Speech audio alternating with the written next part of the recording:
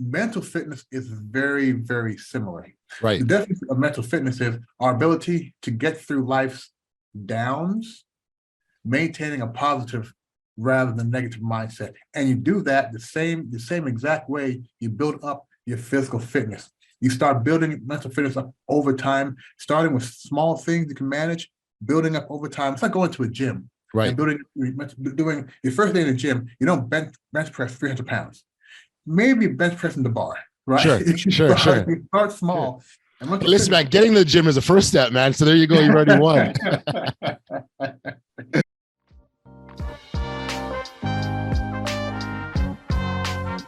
Welcome to the Audacious Living Podcast, hosted by my man, Audley Stevenson, the Odd Man.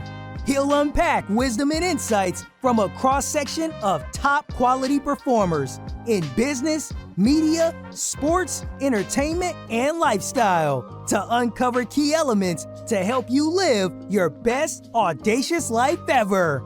So without further ado, here is the Odd Man. Greetings and salutations, folks. It's Audley Stevenson back for another edition of the most audacious podcast the internet has to offer. That's right, you've got it locked to the Audacious Living Podcast, and I appreciate you for being here as we continue our ongoing goal of helping our listeners live their best audacious lives ever. As always, I encourage you to follow us on our social media channels. We're on Twitter, Instagram, and Facebook under the handle The Audacious Pod, or you can subscribe to our YouTube channel simply by tapping that bell down below. Ding, ding, ding. And that way you're connected to all good things audacious related. Now, on this episode of the podcast, we'll be talking about what it means to be mentally fit and why it's so important for each and every one of us to exercise mental fitness practices into our daily regimen. It's probably a good idea to first off define what mental fitness is for those who aren't familiar with the term. You see, mental fitness is defined as a state of well-being and having a positive sense of how we think, how we feel, and how we act. It means keeping your brain and emotional health in good shape, and it doesn't mean that we're acing tests or practicing memory games or thinking puzzles, but rather exercise that keep you mentally well and build your resilience in times of stress. Colin C. Thompson visits the Audacious Living Podcast all the way from Shanghai, China, for a delightful chat on the topic of mental fitness and some of the things that we can do to incorporate it into our daily lives. Colin is a certified life coach specializing in personal development and career coaching, as well as being the principal owner of his own coaching firm. I guarantee you it is a great conversation that you will definitely enjoy. So without any further ado, here's my conversation with Colin Thompson. Enjoy. Hey, Colin, it is great to have you with me here on the Audacious Living Podcast. I appreciate you making the time like this, my man. Yeah, it's not a problem at all. It's an honor. Right? I'm gonna be that guy. It's an honor to be here on your podcast. But honestly, it's great to share my message, my story, have a conversation for your audience. I hope they gain something out of our conversation. That's the goal. I mean, for me, I always say if at the end of this conversation, one person go, wow, I heard Audley and Colin talking about this, and I'm gonna use that and it makes a difference for him, I'm good. I'm good. So that's my aim. We're going to spend a lot of time on this episode, or this conversation rather, about positive intelligence, mental fitness, how it can make us better, how we can grow, how we can evolve, and all that good stuff. And this is a space that you spend a lot of time in.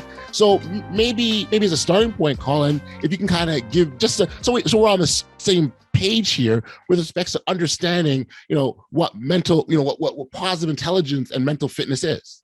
Okay, so I'm gonna bear with me. I'm gonna answer that by asking you a question. Sure, okay? Sure. Because a lot of people don't know what mental fitness is. Okay. But if I ask you, Audley, what is physical fitness? That's you're getting your body, you're exercising, you're working out, you're training. Yeah, you're getting your body in peak physical performance. Right. So a few things there, right? You're working out, which means more than just once. and you're getting stronger over time. Yes. I like to say that if you were in poor physical fitness and tried to climb a steep hill, you get very tired. You would make it, but you would be breathing hard, legs heavy, and you might say to yourself, whoo, I need to get in shape. Mental fitness is very, very similar. Right. The definition of mental fitness is our ability to get through life's downs, maintaining a positive rather than negative mindset. And you do that the same exact way you build up your physical fitness. You start building mental fitness up over time, starting with small things you can manage, building up over time. It's like going to a gym. Right. And doing your first day in the gym, you don't bench press 300 pounds. Maybe bench pressing the bar, right? Sure. You start small. Sure. Listen, man, getting to the gym is the first step, man. So there you go. You've already won. Yeah. With mental fitness, you want to start trying to build up over time such that you're able to take life's highs even, life lows. You want to be able to manage those and maintain a positive mindset. And it's very, very hard to do, but with practice and staying at it, you absolutely can do that. Once you get there, it's a great power to have. Yeah, it's the ups and downs of life, and I think a really good thing, at least from my perspective, the word perspective. I'm going to use that again. Perspective is very important to have, because if you understand that, there are going to, and you articulate, there are going to be ups and downs of life, and it's our response to them. Right. And how we react to it. So I think that's I agree with you wholeheartedly. Life is ups and downs, and it's going to suck sometimes, but at the same time, there are moments it's going to be fantastic and great. Absolutely. Jim Rohn used to always say, it's about the set of your sail, right? The same wind blows on all of us, but it's about the set of your sail, right? Some boats are going to crash and burn in the water. Are going to crash and sink, right? Yes. We're going to find their way through. So it's really about the set of the sail. And we've all tried to make important decisions when we're not in the right mental place. When you're angry, don't make decisions. When you're scared, don't make decisions, right? When you're not in a positive mindset, don't make decisions. But so many of us do make decisions because we're constantly in a, if not negative, a non-positive mindset. And we want to sort of change that dynamic and start making decisions when you're in a neutral or positive mindset. Right. And that one involves a lot of work, Colin, because our emotions can absolutely get the best of us. They can steer us down this path, which oftentimes does more damage than good, more positive than negative. But then, it's almost like you've got, but on the other side, when the rational, neutral, voice steps in, it's able to say, well, no, this doesn't make sense to do. Why don't you look at this as a possible angle? So it's really good to sort of be almost like checking ourselves, like where we're at in a moment when we make those decisions, because you might be validated in that emotional moment, but it doesn't mean it's still the right decision.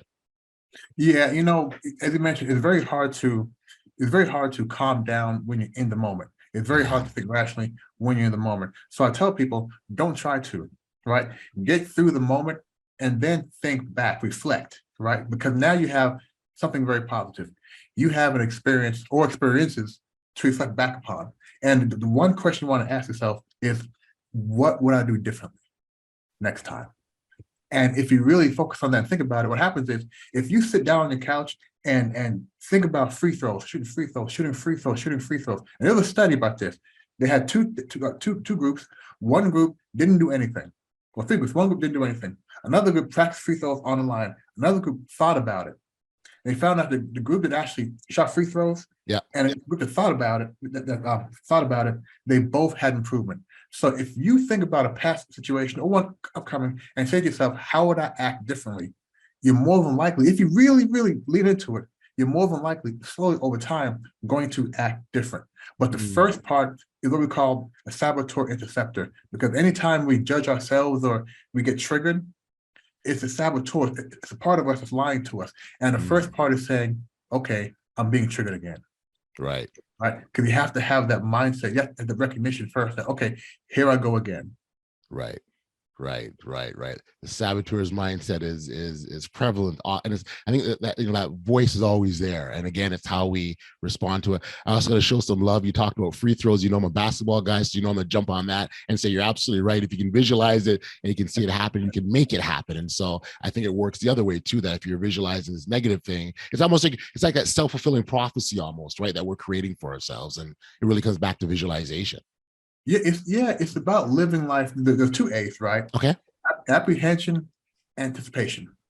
Okay. A lot of times when we live our life, if we're doubting ourselves in the negative mindset, when we think about our future and we can't really see our future, you're going to take baby steps, or you're going to put your toe in the water, or you're not going to do anything. And you're going to find year after year after year, you're living the same life because you're being very, very apprehensive and you're not knowing what to do. You're feeling like everything you're doing is wrong, or you're just not being bold. But if you live in a calm, you have a positive mindset, you feel encouraged, you go to that anticipation where you can't wait for life's next challenge. Because life's next challenge is going to give you what? More solutions. You can't wait to see what happens tomorrow, because tomorrow you're going to find more opportunity, as opposed to saying, tough day today, gosh, I don't want to wake up tomorrow morning too early, right? Very different. So the two A's, apprehension, where you're really not bought into what you can do, right? And anticipation, where you're looking forward to what's going to happen next. Colin, I truly, and I've said this many times, that I truly believe that the quality and value of life significantly increases when you can find something or have something you can look forward to on a daily basis. Like, you get up, you're excited. Imagine, getting up every day. Oh my gosh, I can't wait for this. This is about to happen. Like, imagine that feeling every day, that energy that it creates, that positive outlook that you seem to always have now when you're excited. It's tough to do, but if you're able to get yourself in that space, man, you've got the golden key right there, man. I agree. If you can do that, you got the golden key. It is hard to do that and maintain that, not even on a regular basis, but on a consistent basis. Yeah. But what I found is when you can't, right? What tricks, what tools do you have to get yourself back up? Because I always say, we're going to have tough hours, tough minutes, tough days, tough weeks, tough months, and hopefully not tough years. But when you do get into that negative mind space, or just not comfortable mind space, how quickly can you get back to a positive mindset? And it takes time. I tell folks, when you've been triggered and you're not feeling too positive about things, don't focus on turning it around. Okay, be in that moment, because when you get out of that moment, I want you to think back about it and think about how uncomfortable it was. Right. So be in that moment, get it out of your system, and then say to yourself, okay, I was in a funk for 2 days. If I go through the same scenario again, how can I be in a funk for 1 day? Right? 1 day, right? And knowing, though, that you can do that, and slowly starting to say, last time I went through this, and I know day 2 is just me having a pity party. Okay, day 1, justified. Day 1, I was justified to feel bad. But day 2 was just more Netflix and pity party. Next time, no Netflix, no pity party, right? Little things like that help you just say, you know what? Let me see if I can rebound a little faster. Oh, by the way, I was triggered again, right? Being mindful, I was triggered again. And so what's really interesting about that, and I love the way you broke it down. What's really interesting about that is you can actually build up momentum, right? So it's you go through a tough situation, a tough experience, right? And you get to the other side, and you're like, well, I'm still here. Like, my world didn't fall apart like I thought it would. And then the next time you see something similar or like it, you're like, I've done this before. There's no reason why I can't do it again. And so you move through that one a bit quicker. And let's just say, because that's the way life is, you come into another situation. You've now built up this resource of past successes that have told you, I've done this before, I can do it again. So it's almost, and as crazy as it sounds for some people, you're almost better off going through these challenges and going through the experiences, because that's what will make you better in the long run. Yeah, a lot of people say that, you need to have ups and downs to have a fulfilled life. Yeah. If you've never had any ups and downs, then one of the things, you cannot connect with people. You gotta have empathy for people unless you've been through that yourself. And I'll tell you something funny. I turned 49 in August this year, and happy birthday, happy belated. Thank you, sir. Thank you, sir. I'm entering my 50th year this year, so there we go. Really? Okay, so we both go through the same thing, right? And my wife was saying, Colin, you're getting old, because she's 10 years younger than me. Colin, you're getting old. Why are you so excited? I said, honey, do you understand that for the first time in my life, I have 48 years of experience to apply to year 49. I love And it. if I look at it like that, right, 48 years of experience and what I've learned and applied to year 49, how can year 49 not be the best year of my life? Wow. And oh, by the way, when I turn 50, I have 49 years of experience. I love it. I'm telling you, Colin, I'm definitely using that on my 50th, guaranteed. I love it. But no, you're right though, and it's so much about perspective, because at the same time, you could also say, man, I've had a rough 48 years, man. It's been hard, and I don't know how I did it. Like, but to be excited about the experiences because you're able to draw and pull from. And I think that's, so when we talk about the power of being mentally fit, I think it's being able to take the lessons from past experiences and move forward with. I think it's kind of a natural progression. We're talking about, being mentally fit. We've spent some time talking about the power and the significance and the importance. Let's talk about the how. Like, how do you go about training your mind on a regular basis? Yeah, so there are several different tips. Now we have a program that we go through. I'm not going to go through the program, right? Because that's more semantics. I want to talk about some real tips. So here are a few tips on people can start to do to really start to identify and use the past as a positive lesson. Okay. So if you think of after you've turned the age of 10, right? Cut your life up into chapters of, let's say, 8, 9, 10, right? So 10, 20, 30, 40, 50, and then think back and label each chapter. Gotcha. Right? And think about it, what is the title of that chapter and what is the theme of that chapter, right? And now, as you come up to where you are now, and you start to say to yourself, okay, two things. Three things, excuse me. What is the title of my current chapter and its theme? What is the title of my next chapter and its theme? And last question is, when will that chapter start? That's important because 9 times or 8 times out of 10, when people have looked at their life in the past, they're going to say one or two things. But in reality, it wasn't so bad. Right. And they're going to use that to have a good plan for the future. Or they're going to say, wow, I really got to make a change. Yeah. I got to make a change. And I'm going to make it for the next chapter. This chapter has to end. It's my last chapter in this area. So that's one way of doing it. Cutting your life into chapters, asking yourself, what is the title of my current chapter? Yes. What is the theme? And then what is the title and theme of my next chapter? And when will that start? That's one way to start that process. But to really handle the day-to-day, the first thing is recognizing when you're getting triggered. Gotcha. And then sort of ranking it. So for example, what I mean is, pet peeves, right? Pet peeves are little things that bother us that aren't that deep, but they do trigger us.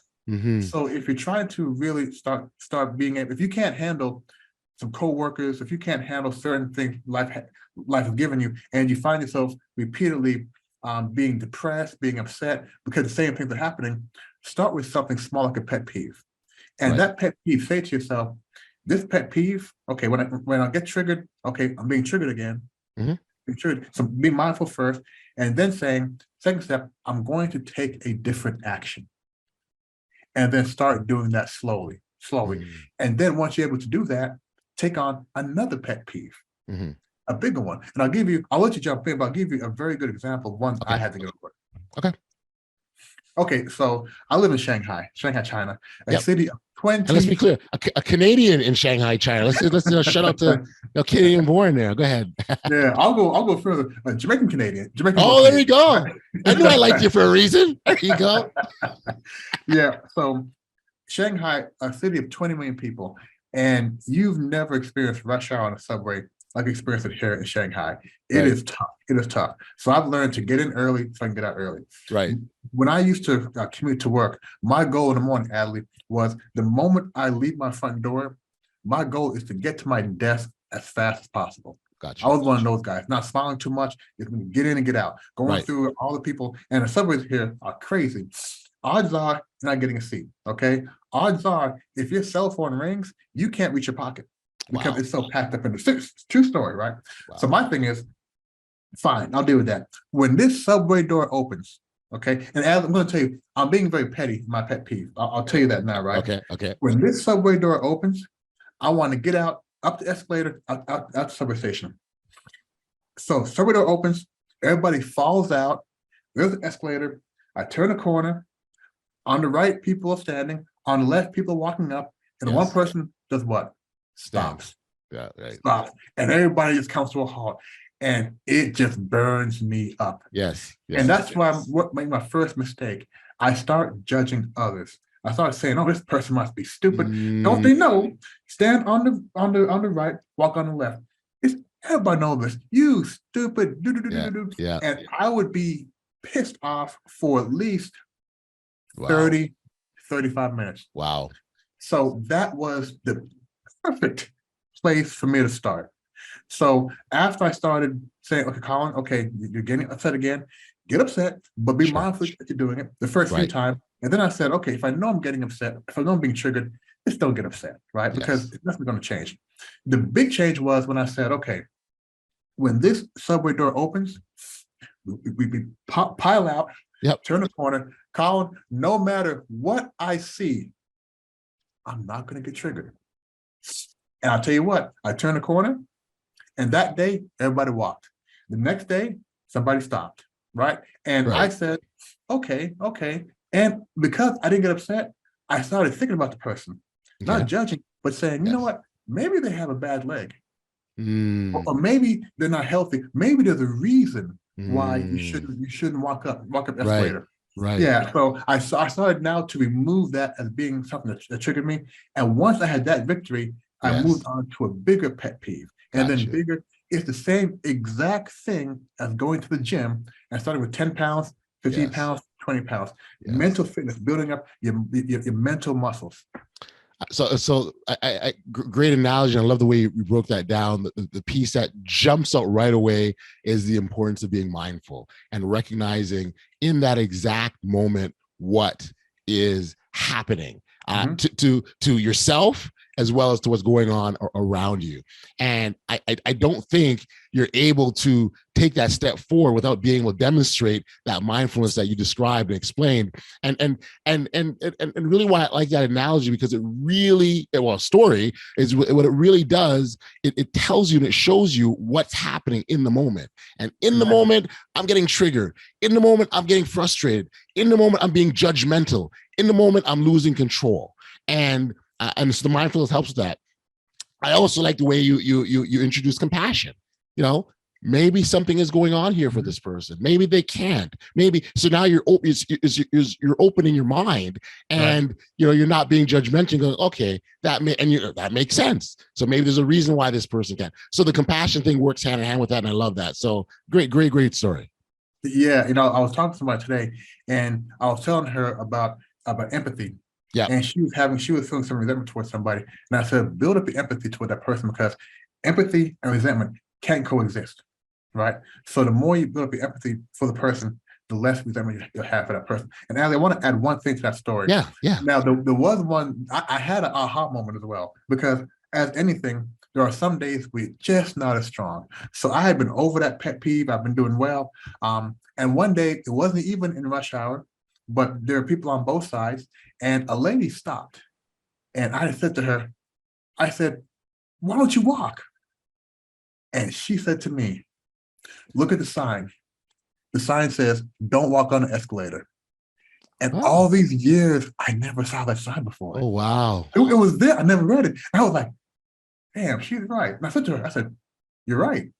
You're right." Wow. And that helped so much. Yes. Not to, because now I realize that, it's not because she's not dumb or she doesn't want to walk or there's something wrong with her or nothing like that. Yeah. She saw the sign and is responding to it. Yeah, the sign says, "Don't walk." I never knew that. So it was very easy for me after that to just manage that. Wow, that's a great one. I also want to go back to the point you talked about breaking down our life in chapters, because I think that's a really, really good exercise to go through.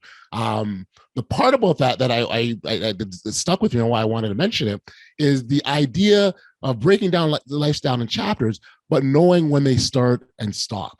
Right. And knowing when knowing when has ended and when the new one has begun. A little bit of mindfulness as well, but it really is helping you to become aware of what's happening to you, when the changes are happening to you, and when that's taking place. Yeah. And when your audience does this, they can cut a chapter whenever they want, right? We tend to say 8, 10 years because you have a Right. lot of experience at that time, but they can do it any amount of chapter they want. It could be based on like college years, it could be based on whatever it is, right? The important thing is cutting it and saying what is the title Yeah. and what is the theme? What is Yeah. the theme? Because you Yeah. want to compare themes, right? Yeah. Are you changing as your life is changing? Or Yes. are things staying the same? And those both are very, very loud. If nothing's changing, that means you need to change. Right. Right. Yeah. Or if you can't recognize there's a, like, because I'm sure you'll say, some people go through that exercise and say, yeah, I can't see a difference. Like, I've just lived my whole life. My life has been the entire complete same. And it hasn't. We've evolved, we've grown. Experiences, whether we recognize it or not, experiences help us. And they help, in some instances, they change us. And so, we aren't, the person who we're in chapter 1 isn't the same when we are in chapter 9. It's different. So yeah, and I think for those folks who believe their life haven't changed, I think they're not digging deep enough, right? But again, that's one of the first things to do, right? Is to put your life in chapters and focus on going forward. One of the things we do in coaching, and people ask me a lot of times, what's the difference between coaching and therapy? Okay. Well, in therapy, we focus on things experienced in the past and help you come to terms with that. That's therapy. With coaching, we acknowledge the past and focus everything on the future. Got you. Right? Everything on the future. So the focus now is, okay, we know, I can tell you with me, I've messed up. Okay, Sure. I've messed up. And the beautiful thing is I've learned to stop judging myself for it. I learned now to have honest discernment and just saying, Colin, man, you made some mistakes, chalk it up, look forward, right? Now what are you doing going forward? So we try to make people look at, it doesn't matter what happened in the past. Your full focus should be on your future. Somebody said the greatest pull you have in life should be the pull of the future. And the future pulls you if you have anticipation. Anticipation is really driven by having some really, really juicy, realistic goals, right? That really, you have a strong and powerful why. And as you mentioned, if we wake up every morning looking forward to going after those goals. I love it. I love it. Something I've heard you say a couple of times on this conversation past about our mind, and I want to go back to the mind because I thought it was a really interesting quote. You talked about the mind being our best friend, but could be our worst enemy as well. I wonder if you could explain that, because I think that's enlightening in a lot of ways. Yeah, and that's the crux of mental fitness. Your mind could be your best friend encouraging you, or it could be your worst enemy telling you, you can't do that. You're not as smart as him, right? You know what you're doing. Hey, you tried it before and you messed up. Right. Or you're too angry. You're not a good father. Right. So all these negative emotions or thoughts that come from ourselves, our own mind. And we have in mental fitness, positive intelligence, we have 10 saboteurs, the judge being the main saboteur. And we judge in 3 ways. We judge ourselves. And when we judge ourselves, it's rarely ever positive. Okay. Right. We judge other people. Look at him, look at her, why are they doing this, why are they doing that? Or we judge the environment. And those 3 things. So we have to learn how to be non-judgmental in those areas. And then we have 9 saboteurs. I'm not going to go through each saboteur. But these saboteurs are many versions of us on our shoulder, speaking into our ear, right? Speaking into our ear. There's one called the victim. The victim is, oh, woe is me. The whole world is against me. Every time I try to do something positive, the world goes against me. Another one is the pleaser. I want to make everybody happy. Right. And I do it because I want them to appreciate me. I want them to really need me. Yep. The problem with pleasers is they don't let people know how to please them. So they often give so much, they feel empty. Yes. So what we have to learn to do is we have to learn to sort of tamp down the voices of our saboteurs and build up the voice of our sage. And our sage is on the other shoulder, speaking to us. But as you know, sometimes if you open a newspaper, if you go online, on your phone, right? If you open the newspaper on the busy subway, right? Right. Odds are your eyes are going to stop on negative headlines, not positive headlines. So our mind is conditioned now to pay more attention to the negative, which is why it goes back to that first thing, being aware. So, excuse me, that first step, being aware of when you're being sabotaged, because your sage can't out yell your saboteurs. That's it. once you learn how to hear better, right? Hear the truth, you'll realize these saboteurs are lying to you. You realize that your sage attitude is there's a gift and opportunity in every scenario. Yes. It may not seem like it at the moment, but in reflection, there's a gift and opportunity in each and every scenario. It is. No, well said. Well said. Like as you're saying, I'm like, you're absolutely correct. And it's about getting there and understanding that and recognizing that. And then it's the mindfulness is big in all we're talking about here. It creates awareness. It can lead just to us being happier, leading more fulfilling lives. And I think that's really the path that we need to go down. On path we need to go down, I need to sort of talk about your path. Like we joked about, you being from North York, Canada, being a Canadian, Jamaican Canadian, you're in Shanghai, China. That's a huge leap, a cavernous leap for some. A huge leap, yes, yeah. You got to help me out, man, Colin. Yeah. How'd that happen? Okay, I will do that. I want you to ask me again for another tip. Okay, I have another tip later to come back on. Okay. Okay. So it's an interesting story, at least to me. It's interesting. Okay. So, golly, man, I want to say almost, how old am I? Maybe 60. I'm not 60, but maybe 60 years ago, my older sister, 60, my family was living in Jamaica. And my dad wanted a better life. A lot of Jamaicans leave and either go to Europe, Europe, Canada, Jamaica, Europe, Canada, or United States. The US, yeah. My father was lucky enough to go from the small, warm, tropical island of Jamaica to cold as all get out Toronto. And I mean cold like what, 9 months out of the year? Anyway. I get you. Well, yeah. I can relate. My parents did the same thing. I got you. Toronto. And then again in the early 80s, he decided that Canada is a great place, opportunity, but for some reason the US is painted as the real land of milk and honey. So we immigrated again from Canada to the United States. So I always say I'm a son of double immigrants. I'm an immigrant myself. My father, grew up in Canada, as you may know, grew up in Canada. It's a very diverse environment. Yes. Very diverse. Very diverse. So. Yep. Very diverse.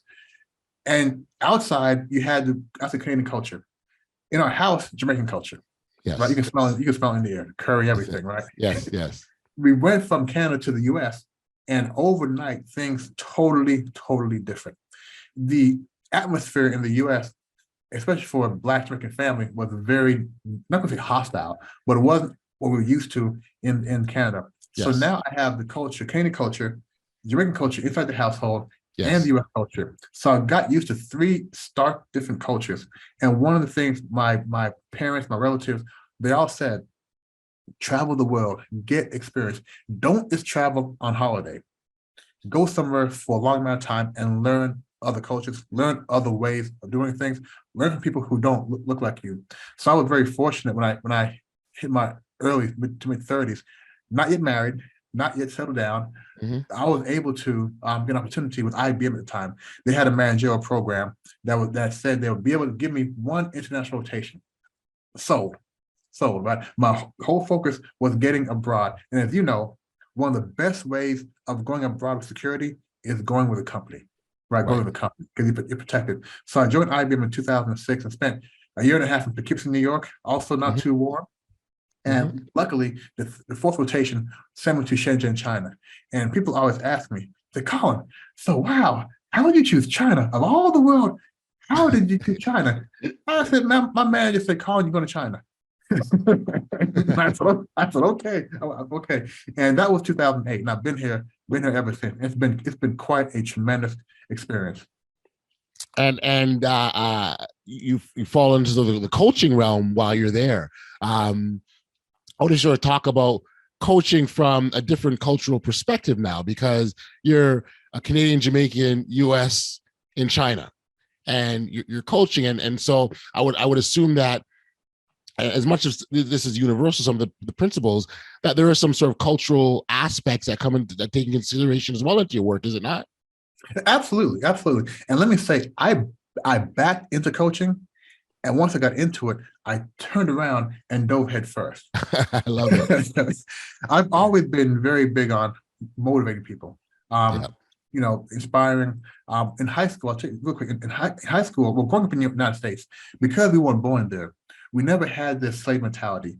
A lot of African Americans in the United States, not to their fault, but just the way the culture is there, they grew up in an environment where they should live in certain neighborhoods. They shouldn't try to be certain things in life. We didn't have that. So we just thought the whole world, we can be anything we want. And I always tell my friends, man, you can do more, you can do more, you can do more, not just through sports. So I was always good at trying to encourage and uplift and give back. Yep. So I think my peers felt that when I was here in China, because in 2010, 2012, I was living in Shanghai, and an internal coach recruited me in IBM to still have my regular role, but also be an internal coach.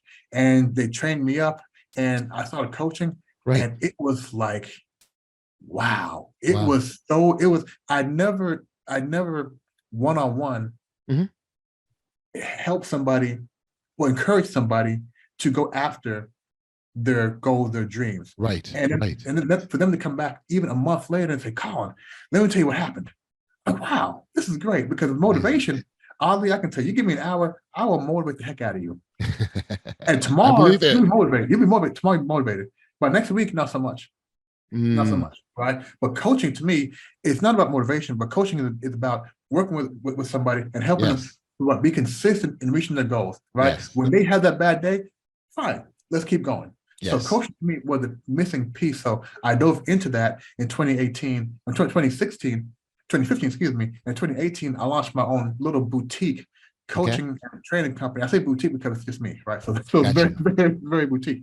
But to your question about how you coach people from different backgrounds, one of the greatest things about being here in Shanghai is on a daily basis, you come into contact with people from all different parts of the planet. You have Germans, you have Africans, you have Europeans. Germans are Europeans, but you have people from almost everywhere.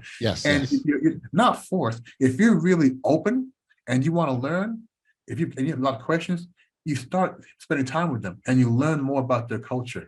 And through that, when it comes to coaching, first of all, when it comes to coaching, I went through a rigorous program, which gives you the tools to coach, right? So sometimes if you're able to read your client correctly, you know what tools to use. And again, if in your personal life, you have friends in that culture, it only helps you to be able to resonate with some of the things your clients are saying. Right.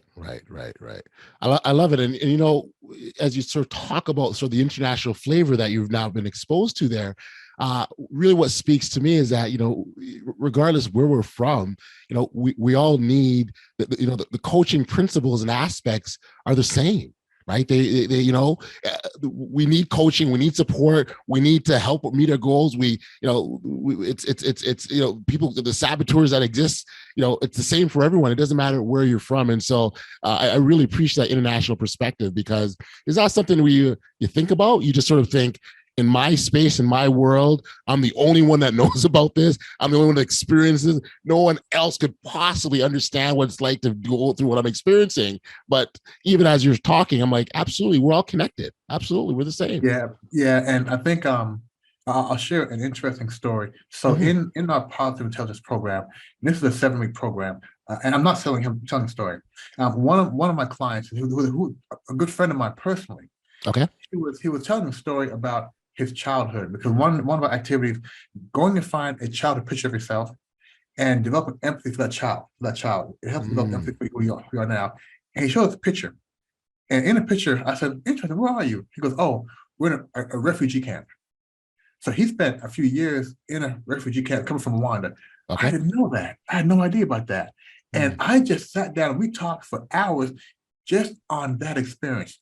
And, I said to myself, wow, I had actually stopped digging into my friend's lives, like asking questions.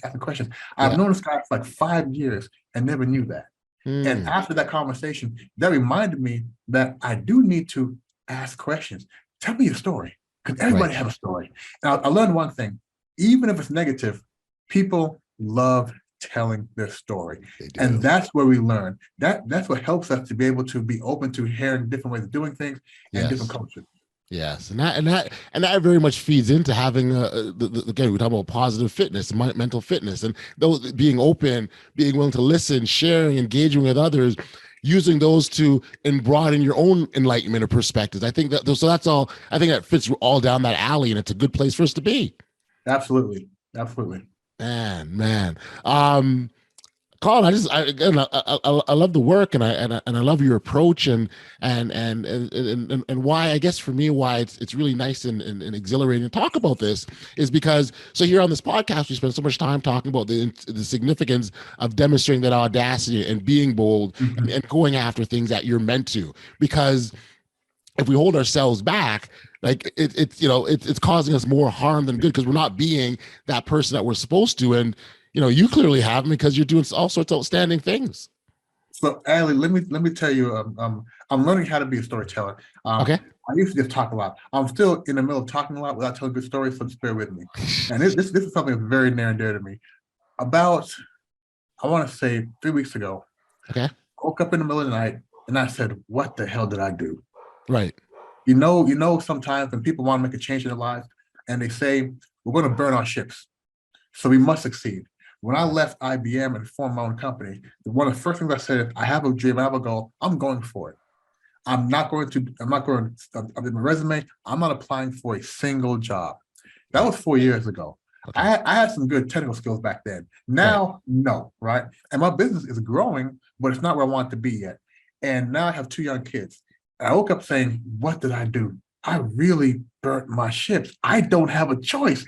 And for about 2 days, I was really very nervous, saying, Right. "Oh my gosh, I don't know what's going to happen." Again, coming from a place of apprehension. Yes. And my wife showed me a video that she took that day. Behind my apartment, we have this little, it's like a park, right? Okay. She hung a hammock on between 2 trees, and in that hammock swinging was my 3-year-old son and my 10-month-old daughter, and they're swinging without a care in the world, right? And I saw that. Yeah, and I was like, I said, "Colin, okay, man, you're tripping. It's gonna be okay.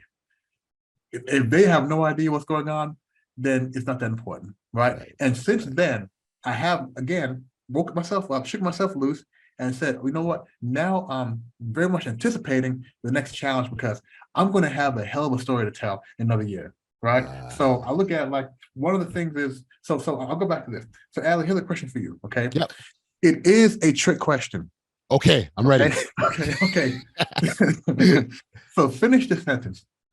I will be happy when. When you finish the sentence? No, I will.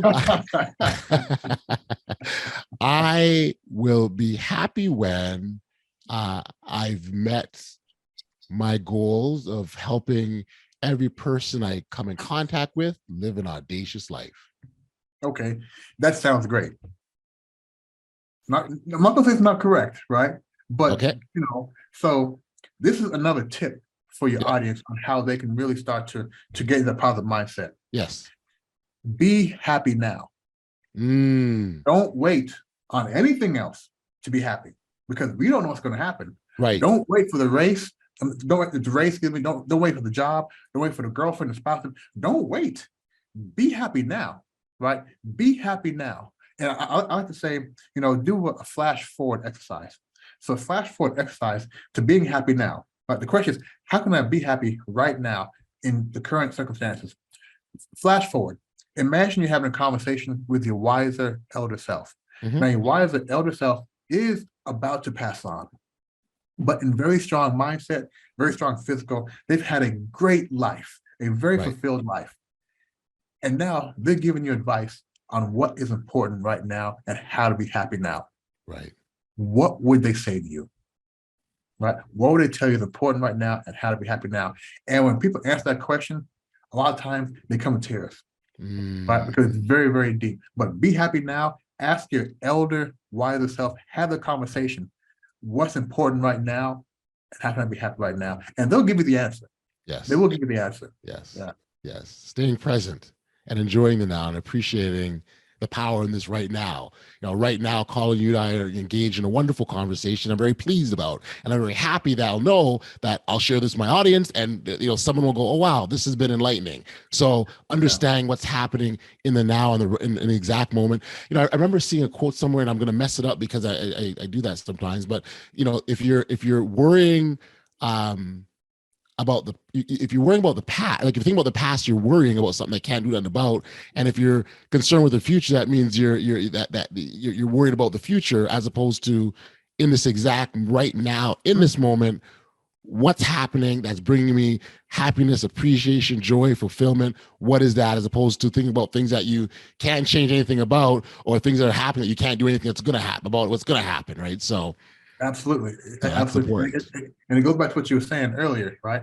About using the past, your past experiences, right? Yes. And if you view it as experiences where you're learning from it, then Yes. you have, I'll say it again, you anticipate the future.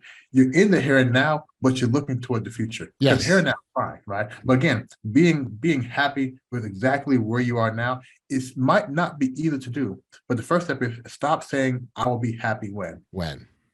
Enjoy the moment. Enjoy the moment. Well, Colin, man, I've enjoyed our moments together, and I want to say thank you for spending the time. Thank you for sharing. Thank you for passing on great insights. For our listeners who are maybe interested in hearing more about you and your work or what you've got going on, where can we send them? And what's the best place? Yeah, so there's two ways to get a hold of me. Both websites, oligye.com, oligye.com, Oligye Consulting, oligye.com. That is my business where I do my coaching training. And also colincthompson.com, COLINCThompson.com. I'm sure Az will have information on the site. Sure. And my Colin Thompson, that's where I do my speaking. I'm building up my speaking business on that side as well. So, and I want to leave you with one more message. What message do I want to leave you with? Nice. It's a tip. I was supposed to do a tip, right? Yeah, I did that. No, I'll be happy when. Yes. Okay. Yeah, you snuck it in on me there, but good. I'm glad you did. I'm glad you got it in. Yeah. So another. I have a lot of tips. Another tip I use to start building up or help people build up the self-confidence. And self-confidence and positive mindset do go hand in hand. Yes. The more confidence you have in yourself, the more you believe that you can do. And as I mentioned, goals are nothing but our vision of our future, right? Mm-hmm. So if we think we can do, then we have to have strong goals. And one way to really build up your self-confidence, SELF, and I'm putting a focus on self. So Adley, you're basketball guy, so you play basketball and you reported. Cheerleaders, what is the role of a cheer team? You're to hype the crowd up, man, get everyone excited and create positive energy. Yes, and I say that for pro sports, okay? High school sports, middle sports, the cheerleading team is there to encourage the team, to get the team going. Yeah. And something that's interesting is the worse performing the team does, the louder and more this cheerleading team gets, like you mentioned, people into it, the more they encourage. We have to learn how to be our own best cheerleader. As we go through life, as we make mistakes, encouragement from ourselves, right? Yes. And sometimes the more mistakes we make, the more encouragement we need. But we must be our own self, our own best cheerleader, and not depend on anybody else to give us that encouragement. Now, we hope we get it. Yes. But if we don't get it, we must be our own best cheerleader. Amazing. Yeah. I agree with you. And I love it. I love the approach. I love the philosophy. I think it's awesome. And really the best way to go through and live that best audacious life I oftentimes talk about. And those are some of the really key tips to do so. Colin, this has been absolutely awesome. I appreciate the time. Thank you, my friend. Keep up the good work and we'll be in touch. Thank you, sir. Thank you for having me on.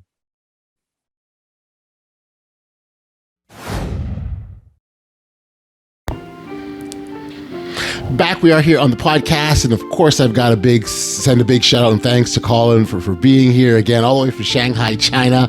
I really appreciate you for taking the time and entering into a great dialogue on mental fitness and the things that we can do to improve our mental capacity so that we can respond better to stress and other emotional situations that may arrive in our lives. So again, Colin, thank you for being here and appreciate you, and all the best, my friend.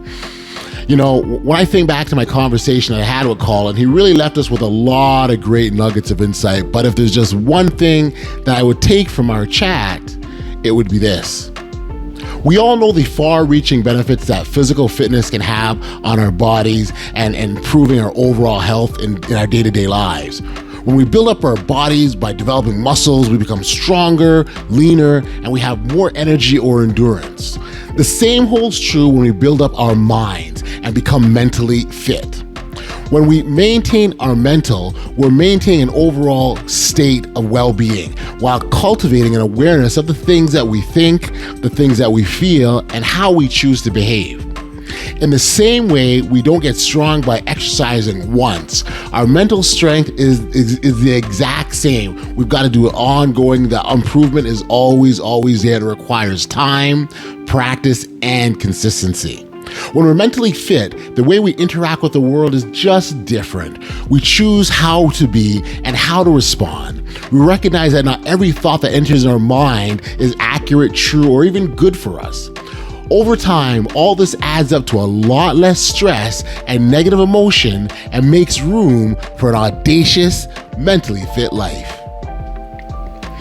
Hey, listen, if you haven't registered for email notifications of the podcast, please know that you can do so simply by heading over to bestaudaciouslife.com and entering your email address, and you'll be alerted every time there's brand new content that comes out. We sadly reached the end of another episode of the Audacious Living Podcast, and as always, I got to send out a shout out and thanks to our audacious listeners and all those lovers of audaciousness. You are the ones that keep this thing going, and I really appreciate your tremendous ongoing support. It truly is appreciated. Until next time, stay safe, be kind, show love to one another, and be audacious. You've been listening to the Audacious Living Podcast, hosted by Audley Stevenson. If you enjoyed what you heard, be sure to like, subscribe, and share. Until next time, be audacious.